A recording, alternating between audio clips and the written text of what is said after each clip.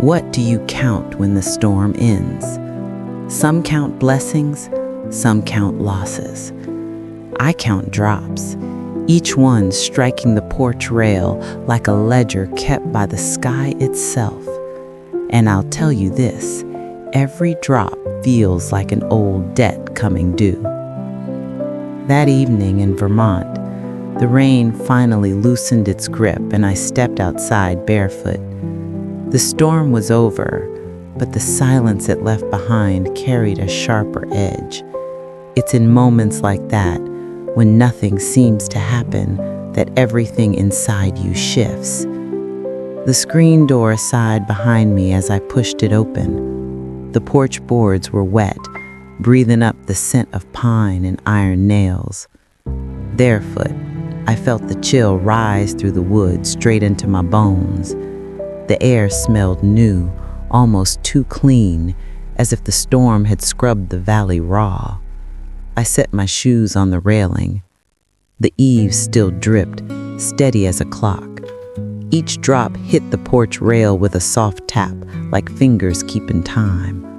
I remember thinking, yes, this is how life counts itself, not in hours, in moments, in drips you can't stop. The road stretched out in front of me, mud shining, ruts filling with water, a ribbon of silver under the fading light. Nothing about it looked extraordinary, but I knew roads. They have a way of holding you in place until the day they don't. I sat on the top step, knees bent, chin resting in my hands. It felt like I had lived 100 storms just to earn this quiet. When I was a girl, my grandmother used to tell me, "Wait after the rain. That's when the earth tells the truth." Back then, I didn't understand. I was restless, quick to run. But age teaches patience in a way youth never could. Now, 70 years into this life, I hear her words the way one hears a hymn remembered from childhood. The porch was humming with truth that evening, truth I wasn't sure I wanted. Because stillness isn't always peace. Sometimes it's a mirror. And when the storm cleared, I had to face the reflection, the debts I'd never paid, the silences I'd kept, the choices that clung like wet clothes. One drop, the years of hunger, when supper was nothing more than boiled potatoes.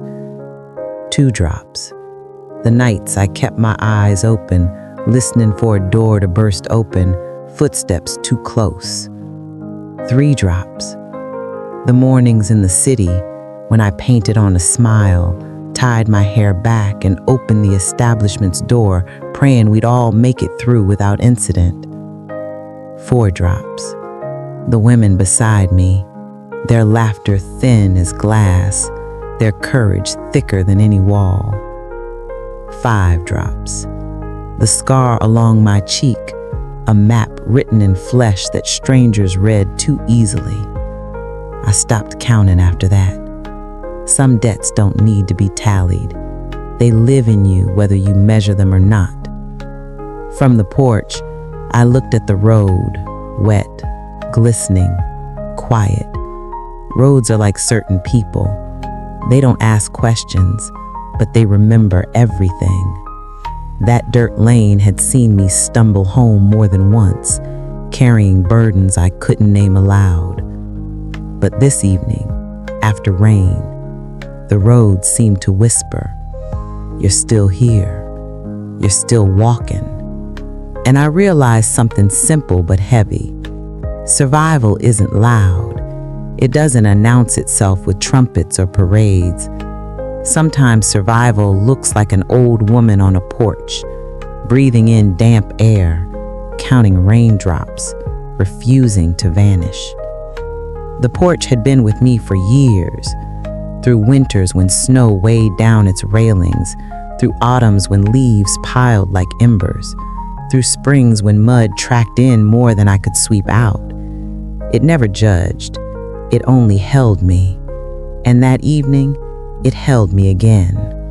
A woman who had carried a life most would never want to imagine. A woman who had known the trade, the danger, the compromises. A woman who had walked away with scars visible and invisible. The porch didn't need explanations. It offered something better: witness. As the last drops fell, I understood this. Storms don't erase anything. They reveal what was already fragile, already cracked, already waiting to break. But they also leave a kind of shine. And sometimes that shine is enough to remind you you're not finished yet. I stood finally, stretching stiff knees. The sky was clearing, a pale strip of light pressing through the clouds. My shoes waited on the railing, but I didn't put them on. I stepped barefoot down onto the damp yard. Cold, sharp, real. That's what life felt like in that moment. Not a story for others to gawk at. Not a tragedy neatly folded. Just breath, bare feet, wet ground, and the faintest sense of possibility.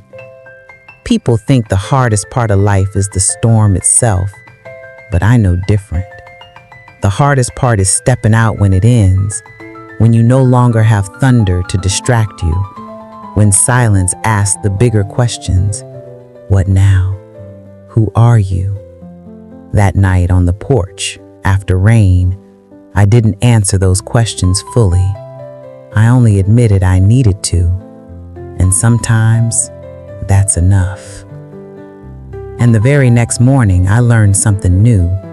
At a farmer's market off the back road, a quiet vendor sold honey, gold and amber, lined like bottles of memory.